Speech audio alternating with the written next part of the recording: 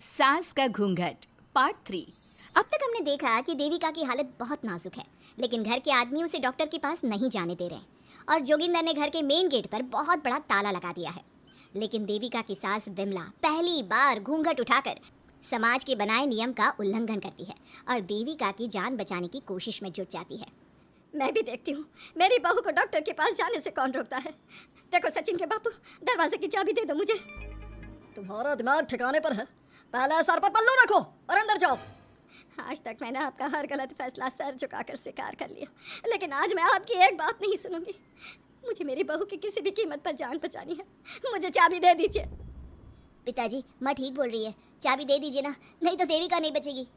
देविका मरती है तो मर जाए, लेकिन यह दरवाज़ा नहीं खुलेगा। तुम सारी औरतों को इस देविका नाम की बीमारी ने पागल कर दिया है और इस बीमारी का अच्छी तरह से इलाज करना आता है मुझे। वीना बेटी, सुजाता बहू, जाओ अंदर से देविका को लेकर आओ। विमला ये बोलकर अपने पति के हाथ से चाबी छीन लेती है। तभी महेंद्र विमला का हाथ पकड़कर चाबी विमला से छीन लेता है। दादी, घर के मर्दों से टक्कर लेकर आप अच्छा नहीं कर रही हो, ये इस घर के संस्कार नहीं है।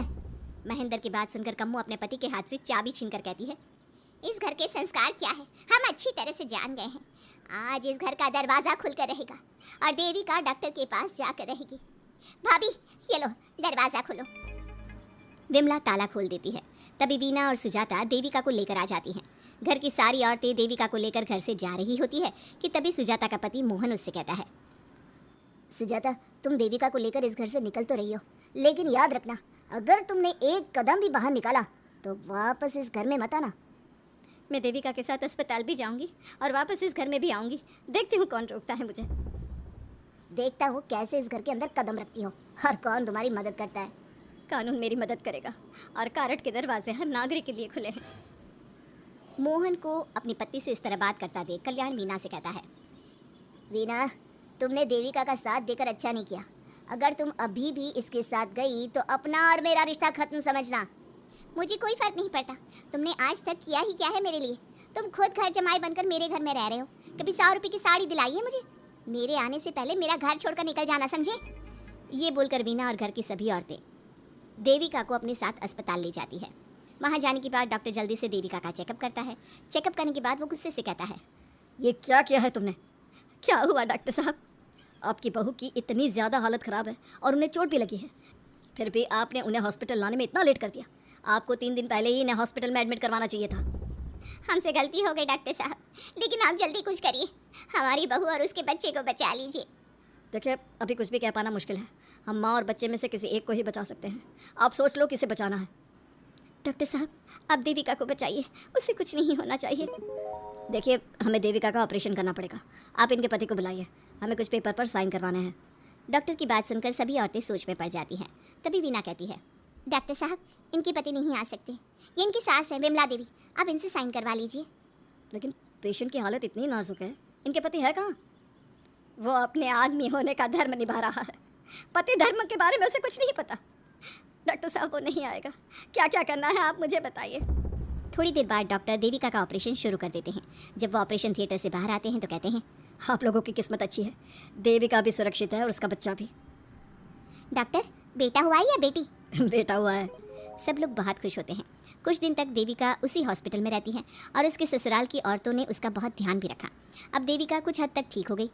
डॉक्टर ने देविका को घर जाने की इजाज़त दे दी, लेकिन सभी सोच में पड़ गए। हम भाभी को घर ले तो जाएं, लेकिन माँ, आपको घर का माहौल पता है ना, देविका भाभी अभी पूरी तरह से ठीक नहीं हुई। भाभी वहाँ आराम नहीं कर पाएंगी और पता नहीं घर के सारे आदमी हमारे साथ क्या करेंगे। माँ, क्या हम डॉक्टर से बात करके देविका को थोड़े दिन और यहाँ नहीं रख सकते? जब वो पूरी तरह से ठीक हो जाएगी तो उसे यहाँ से ले जाएंगे। ये बात सुनकर विमला सोच में पड़ जाती है। तभी कम्मो कहती है, तुम दोनों ठीक कह रही हो, मैं अभी डॉक्टर से बात कर लेती हूँ। कम्मो डॉक्टर से बात कर लेती है और देविका कुछ दिन में बिल्कुल ठीक हो जाती है। देविका अपने बच्चे को गोद में लिए बाकी औरतों के साथ अपने ससुराल जाती है, लेकिन घर के सभी आदमी उन्हें दरवाजे पर ही रोक देते हैं। खबरदार, तुम में से कोई भी औरत अगर घर के भीतर घुसी, अगर तुम घर में कदम रखोगी तो घर अपवित्र हो जाएगा। घर हमारे कदम रखने से अपवित्र नहीं होगा, बल्कि आपकी गंदी सोच की वजह से घर क्या, अरे पूरा समाज अपवित्र हो रहा है। सुजाता, मैंने मना किया था ना घर से बाहर जाने के लिए। अब एक काम कर, जैसे यहाँ आई है वैसे ही यहाँ से सीधा अपने मायके लौट जा।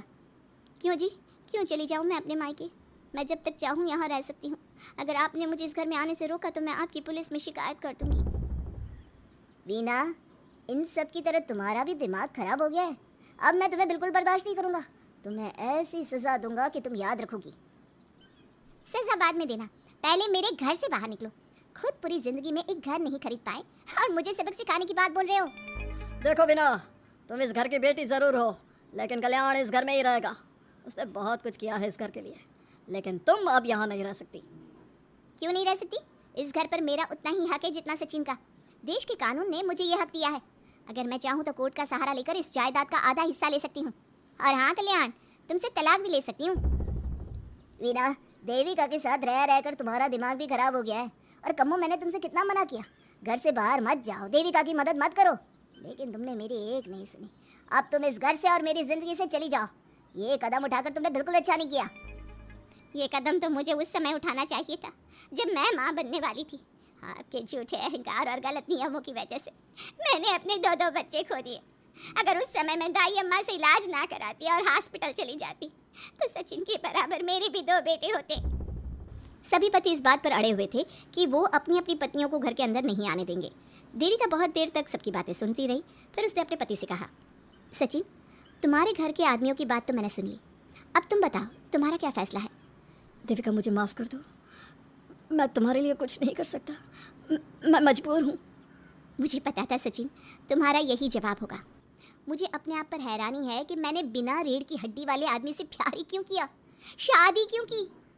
अब मैं आप सबसे बस आखिरी बार पूछ रही हूँ, तुम हमें अंदर आने दे रहे हो या नहीं, या मैं पुलिस को फ़ोन करूँ? देविका, आज तक हमारे गांव में पुलिस ने कभी कदम नहीं रखा, और तू हमारे घर के दरवाजे पर पुलिस को लेकर आएगी? तेरी हिम्मत कैसे हुई ये बात करने की? आज तक इन औरतों ने घर से बाहर कदम नहीं निकाला था, और 2-4 दिन में तूने इन सबको इनके अधिकार भी याद करा दिए। अब तो तुम बिल्कुल इस घर में नहीं आ सकते। घर की औरतें घर के बाहर खड़ी थी और घर के आदमी घर के दरवाजे पर। उनकी लड़ाई देखकर पूरा गांव इकट्ठा हो गया। देविका को अस्पताल पहुंचाकर घर की औरतों ने काम तो अच्छा किया। इस काम से देविका और उसके बच्चे की जान भी बच गई, लेकिन इनकी जान बचाने की कीमत घर की औरतों को कैसे चुकानी होगी, इसके लिए आपको आने वाला एपिसोड देखना होगा। और हमारे प्यारे दर्शकों, हमें कमेंट करके ज़रूर बताइए कि देविका के साथ बाकी औरतों को क्या करना चाहिए। क्या उन्हें घर के अंदर जाने के लिए संघर्ष करना चाहिए, या फिर वो घर छोड़कर चले जाना